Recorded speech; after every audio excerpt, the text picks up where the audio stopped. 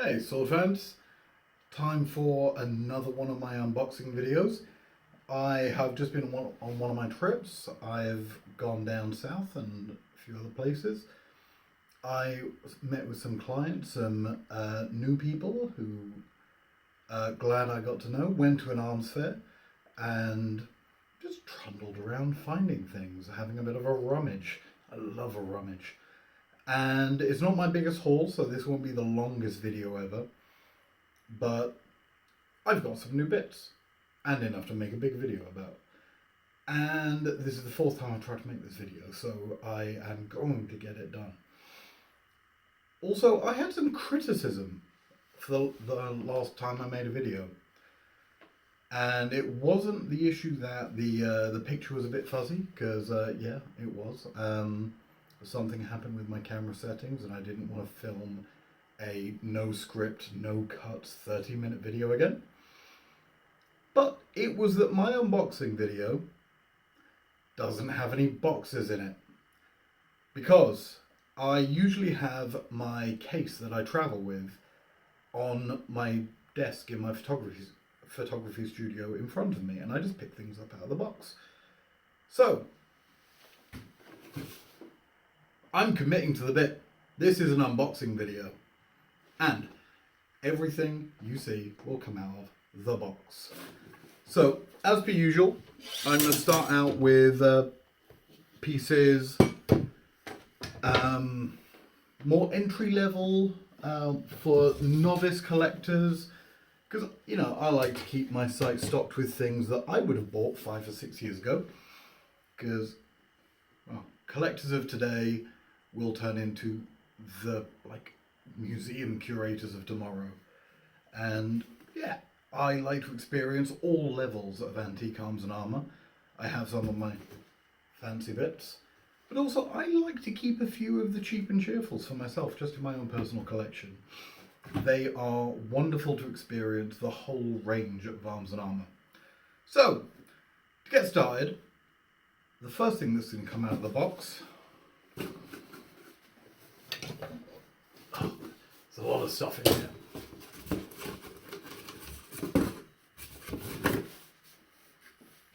Is an axe.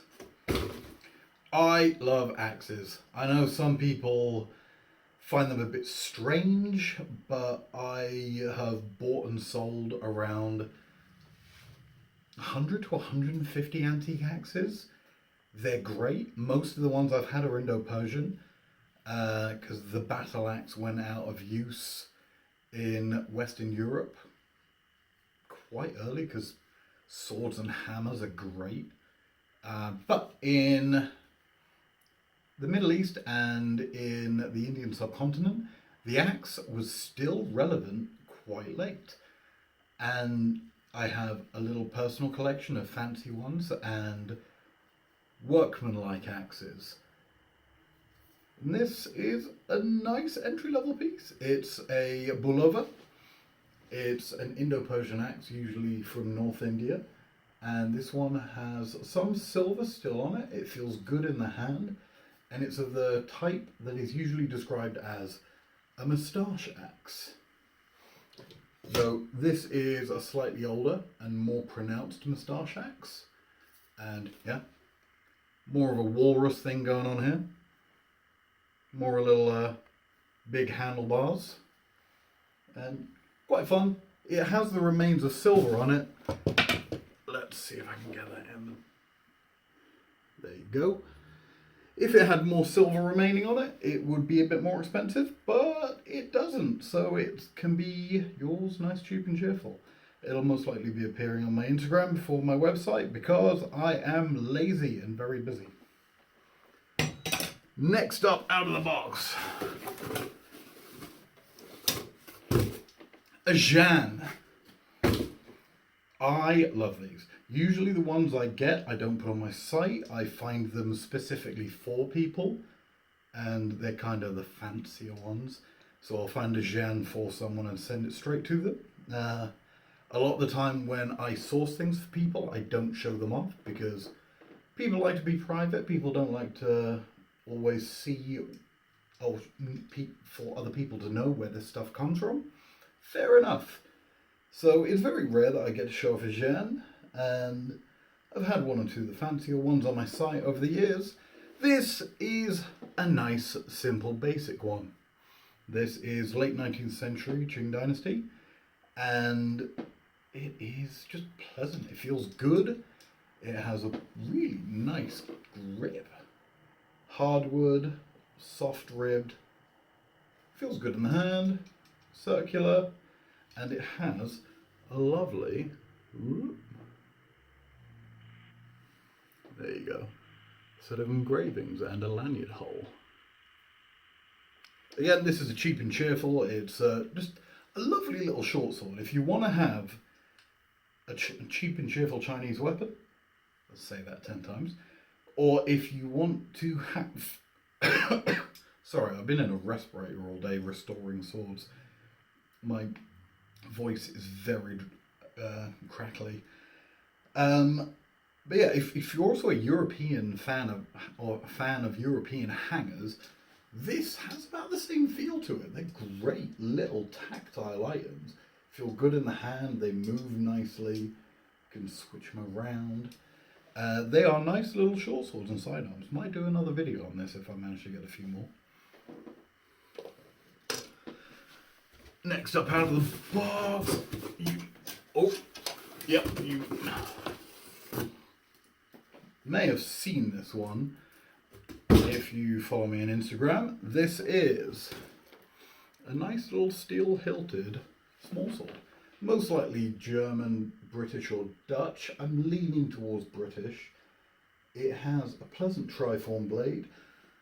As an example of things that I like to keep, even though my personal collection has gone a bit fancier, I love steel hilted small swords. I usually tend to keep one or two in my collection at all times, just because they're nice. They always feel light, they're nimble. This one, I can trace a figure eight in the air, feels good, and makes a beautiful sound when you're moving it. I'm a fan. You should be a fan. As you can see, it's just a nice, simple, well-made sword. On the shorter end for a small sword, but still, it does the job. Nice little offset guard. It has a grip that is either tarred cord or blackened, might be blackened wire, but it doesn't have that cold feeling. Tarred cord occasionally happened. It's an interesting grip style, but yeah, judge for yourself. That is from around 1740 and is just a really nice example of your standard working man small sword. Next out of the box.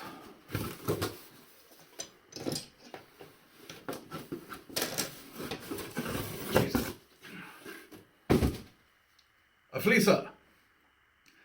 Usually when I get these, they're the huge ones and they're great.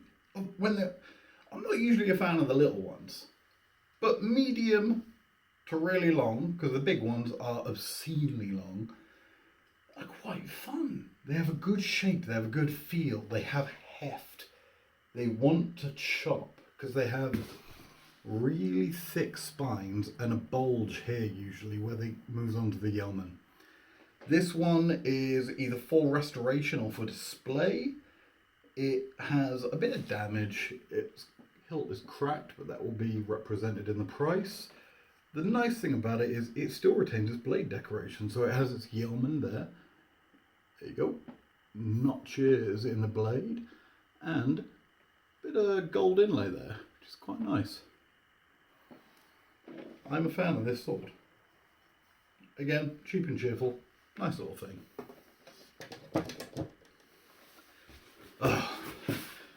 Committing to this bit is going to get really annoying real quick.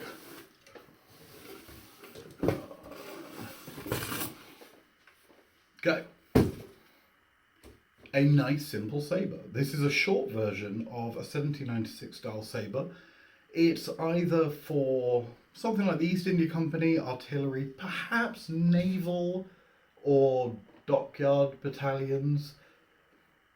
It's one of the non-regulation types that no one really knows where they're from because they were unmarked, very rarely named, or unit marked. I've seen one or two of these marked to EIC units, and they were usually guards or coast guard. They're just nice little, honest sabers. They are quite hefty. They want to cut. They're a little bit of a wrist breaker, but they are issued weapons. They don't have the delicate balance you would find on an officer's piece, for example. And it's just a nice little sword. If you want a 1796, but you don't want to pay £1,000 for the cavalry version, the shorter infantry or artillery versions are great. Okay, now, what's next in the box? Interesting hilts. Now we're moving a bit further east with a nymcha. This is the saber. Let me get. Yep, that's all in shot. This is a big boy. This is the saber of North Africa, specifically Morocco. And you don't usually find ones this big. I wear an XL or double XL glove usually, and my hand has room to spare. It's glorious. I love this sword. It feels good. It flows nicely in the hand, and it's just a good weapon. This is, again, a working man's weapon. And it has a lovely imported blade. And if you've followed me for a while, you will understand that this specific sword maker, whoever it is, because there are a few potentials who use these marks, is my favourite. Because whatever hilt his blades were mounted on, they just feel good. So this is a German import blade on a lovely horn nymcha hilt with steel fittings. And it's marked on both sides with the man in the moon, the man in the sun, and the North Star. And it's just great.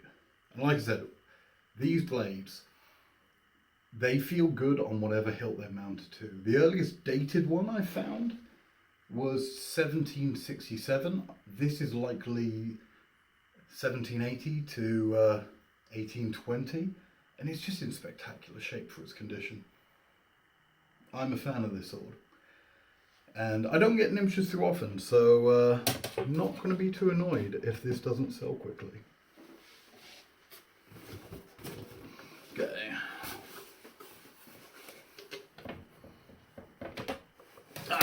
Yes. Sorry for the wobble there. We are staying in the same part of the world as before. This is another nymcha, but this is a very prestigious one. In fact, there is one on another prominent dealer website. He has his version of this up for £1,200 or more, £1,250 maybe. This is going to be significantly less because I managed to find it for a good price, so I'm not going to be charging as much. So, hint, hint, buy from me. And it's just stunning. It has a flexi blade, most likely German import, high quality. Double fuller, a thick one and a thin one near the back. It actually has a really nice distal taper, I hadn't noticed before.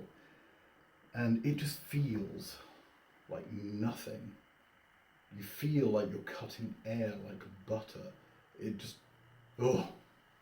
This sword actually does things to me. As a fencer, this is what I want a sword to feel like.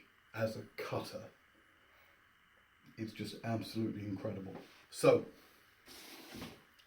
it has silver fittings, so silver bolster, silver ornaments. It has a gunmetal peen block. It has bit of silver on the hilt. That's just an overlay. It's not really thick silver, it's just inset and polished quite nicely. But it's a nice one. I like this. This is possibly my favourite nymcha I've had in a while. Except the really, really fancy one I had 2 years ago. The thing that I love about these really fancy nymchas is the grip. Where the grip meets the guard on this is somewhat messy. Well, not messy, it's fit for purpose. Working man's sword. The sword of someone who has the money and the power to get one he wants. And the thing that I love most is the guard inset into the grip. It's just a stunning example of workmanship. And yeah, they're both great. This is by far my favourite. And also it just has that lovely little side ring there, which is very reminiscent of a Walloon guard. So let's see if I can... There you go. Lovely. Spent a weekend in London and the accent is coming back. It gets really annoying. Oh, do not spend 7 hours in a respirator. Sucks. Next out of the box.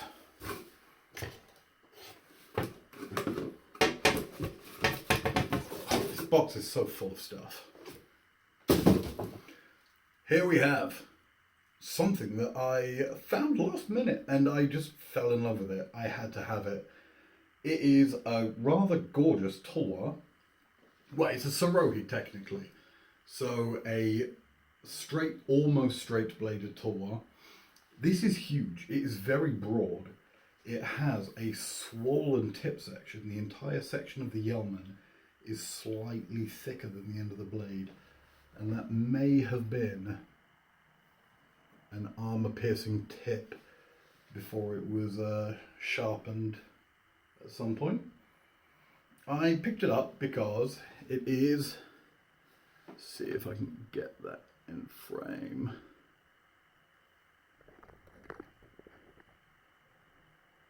There you go. Those are the markings of the Bicor Armory. And weapons from the Bicor Armory are almost universally incredibly nice. And yeah, big hilt I can get my hand in.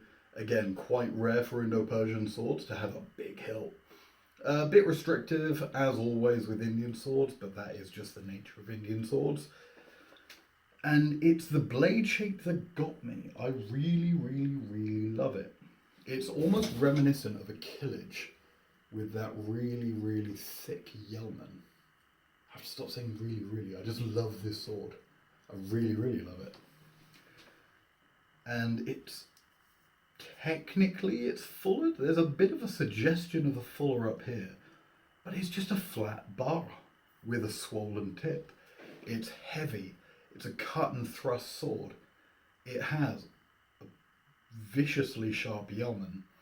I did cut my fingers open a few times when not sharpening, but polishing this up, because it was covered in active rust when I got it. And yeah, this has been one of my projects for the day, and it's been great to get it sorted. As with lots of Bicor pieces, it has a rather plain workmanlike hilt. This was an armory that stored weapons for use. They are businessman-like weapons for people who work for a living. And yeah, I did a bit of a test etch. It does show up as a very fine crystalline roots. I have polished it back to satin because it's not great roots and it looks better in its satin polish. Luckily I didn't need to remove anything. I was just remove the red rust that had blackened and it came up like this. And I'm not really going to do anything further aside from just make it nice. Just clean it up a bit because it's still coming off of my hands. So, oh, also, nice eyelash mark. Just there.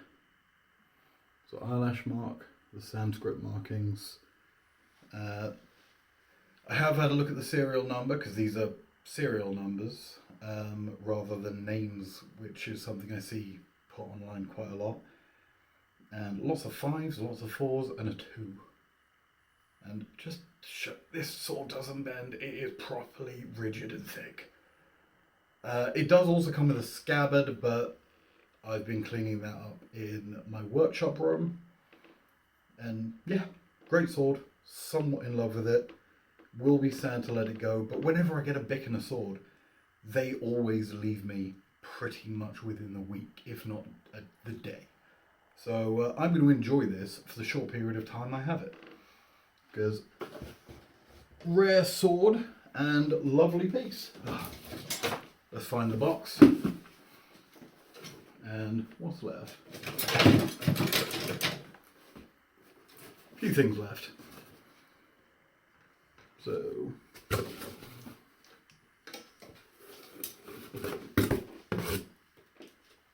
So again, if you follow me on Instagram, you would have seen this. This is a fun little piece, and I'm not sure if I love it or I hate it. This is a transitional rapier with a cast smallsword hilt and a gorgeous blade. And the hilt is not the most attractive part of this. It's quite a rudimentary one. If you've been collecting small swords for a while, you'll recognise the pattern. It's often cast in brass. This one has been cast in a white metal that when I tested it for silver, it does show as having a hint of silver in it. So it's what in the UK I would have to legally describe as white metal, not silver. It's mainly going to be base metals. And because it's soft, it's faded a little bit, but has retained good shape. It's retained all its decorations. The top of the guard is in really good shape actually, and the base of the guard, see if I can capture that. Yeah, you can see the crispness of those decorations. It's really rather nice. It's just not nice enough for how good this blade is. And yeah, it's a great blade, because this sword was made, the blade was made in about 1570 to 1590, give or take. As you can see here, the sword was made by, let's see if we can get you in focus, Sebastian Hernandez. So it's spelt with an E on this sword, but in books it tends to be spelt with the H. So Sebastian Hernandez of Toledo. Lots of his swords are spelt in varying different ways. So it's spelt with the H. I've seen one which was Esteban Hernandez with EE, and I've seen Esteban Hernandez. Interesting swords. They tended to make quite light rapiers from what I've seen. And this one is likely one of their export rapier blades with the anchor mark, the triple cross, and that size better, the orb with the cross above it. So those are all quality marks. Those 3 marks don't actually denote a maker. Luckily, there is the maker on here, and it is an immaculate blade. It is really nice to have such a perfect small sword, well, transitional small sword, transitional rapier, with a rapier blade in this good condition. As you know, I do not rehilt or modify any of the antiques I get. This sword makes me wish I did, but my ethics do not allow me to. I never change antiques, because this has 100% been made together. It is still solid. It still has a nice ring to it. And yeah, some cutler put this sword together a few hundred years ago, and that is how it's going to remain while it's with me. But in my opinion, this blade will be absolutely amazing on like a Pappenheimer hilt or even a very basic crossguard like the English rapiers of the 1650s. But as it is, it feels good in the hand. It's a hefty small sword. It feels like it will cut as well as it thrusts, and it's a stiff, rigid blade. And quite a rare maker. You don't see many by Sebastian Hernandez. I've seen 2 before in private hands. There are quite a few museums. There's a few in Spain, and I've seen a few in the UK. So that's going down for now. Quite a nice thing. And it's 90% perfect. I just wish it had a slightly nicer hilt, because the blade is absolutely stunning and the hilt is just nice. We've all had swords like that. I'm sure we have. It is what it is. Next in the box. Last 2 swords now, unless I've miscounted.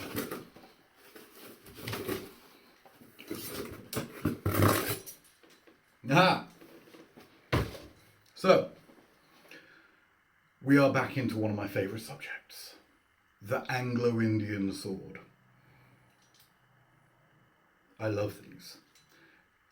If some of you have been following me for quite a while, will remember on my site I had an article about swords with captured blades.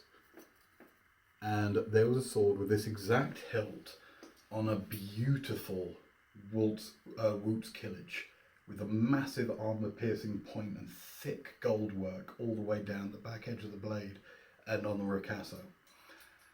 It's the exact same hilt. It is silver, but it is, as far as I can see, like the other one, unmarked. And I've had 4 of these hilts before. One of them was marked FT for Francis Thurkel. So we know Francis Thurkel the First made these. They are sort of 1770s, 1780s. Or Francis Thurkel may have made that one, and this may be a variation, but they're quite rare. This one does test as silver, but it's most likely not sterling silver. So technically white metal or continental silver. And it just has, rather than a lovely Wootz blade, or one of the other ones I had was a spadroon, and the other one was a dainty little saber, I much prefer the thick sabers. This is likely an Anglo-Indian saber for use either by a native officer or by an officer going to serve in India. And I did clean this blade up a touch, and it's just stunning. So a little bit of damage on the blade, as you can see. I didn't bring it up to a mirror finish. I just cleared a bit of red rust out of the few little pits. And I did give it a test etch, but then cleaned it, and it turned out, I'd completely forgotten it has an inspection mark. So this is a 1796 blade in what I assume is an officer's hilt for Indian service. It's a great piece. It has a longer quion than the other 3 I've had, and it's just lovely. Birmingham made blade, quite hefty, bit of flex, gorgeous horn grip, silver wire, silver backstrap and guard. Massive fan of this. I love it. I absolutely love it. This will be going on my website at some point. Not sure if I'm going to keep it for a while or if I'm going to sell it straight away, because there is another one of these out there and I did own it and I kind of want to buy it back. So I might sell this to fund getting another one of these. And last thing to come out, the magic box, which, yeah, one thing left in it now.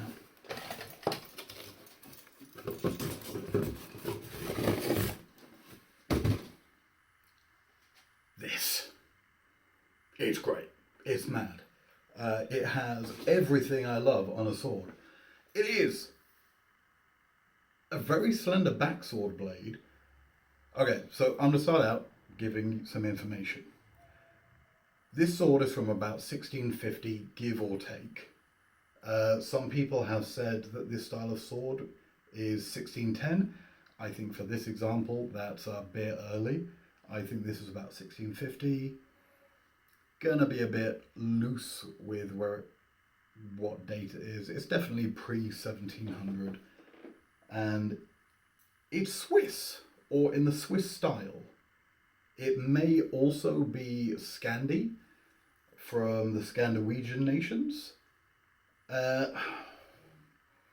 Small chance it's German, small chance it's British, but most likely it is a version of the Felddegen, the field sword used by the Scandinavian military, or the Swiss saber, except with a straight blade. As you can see, it has half-pierced guard in the style of a walloon or a rapier of the period, and an open guard with a thumb ring. This chain would lead me to believe, if it was later, I would have guessed it was a parade sword, but chains did appear on earlier combat swords. Bit mad, but you know, people bought what they liked, and it's just lovely. The blade is a very slender backsword. It is very thick at the back, double-edged from about here onwards, with a spear point, and front has seen better days, but 400 years old, not going to complain. It is a great sword in the hand. It moves like an arming sword, which is what you would expect. It cuts like a spadroon and feels like a rapier. And having the thumb ring gives you a trigger to really bring down a hard strike. The chain, a little bit annoying. What can you do? Lots of these that didn't have the rings in were just S-guards, or they had clamshells or half baskets, but they almost always had this monster hilt. In this case it's a lion, the monster finials, the double shell, and a thumb ring. So this, it is a bit of a mystery European sword. It could be Northern European, could be maybe British or French. It's very likely Swiss, and from 1650. It's a lovely sword. I do have translations for the Latin on there.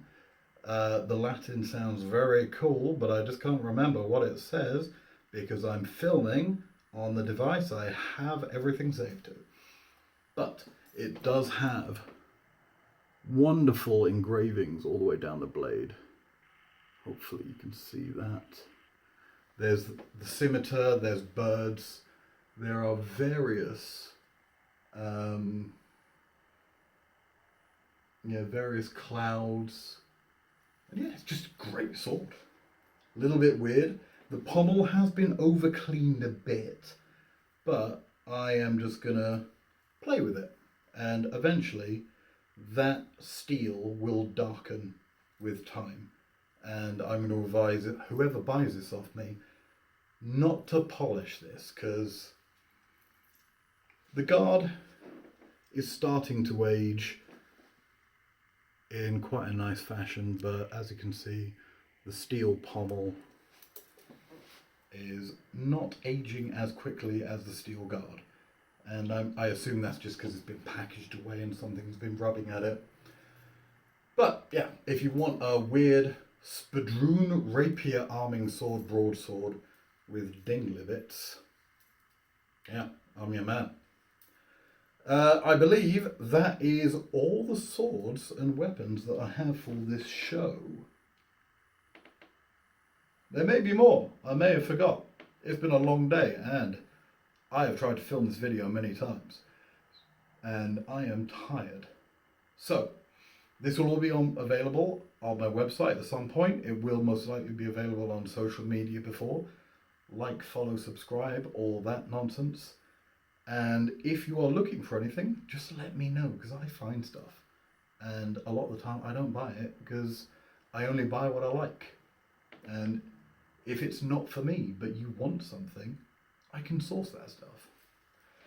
The more I play with this, the more I love it. It's really strange. And yeah, this is the, I think this is going to be the most pricey item I got from this lot. And understandable, these are very rare. Whatever country it came from is a small country. And it's just rather delightful.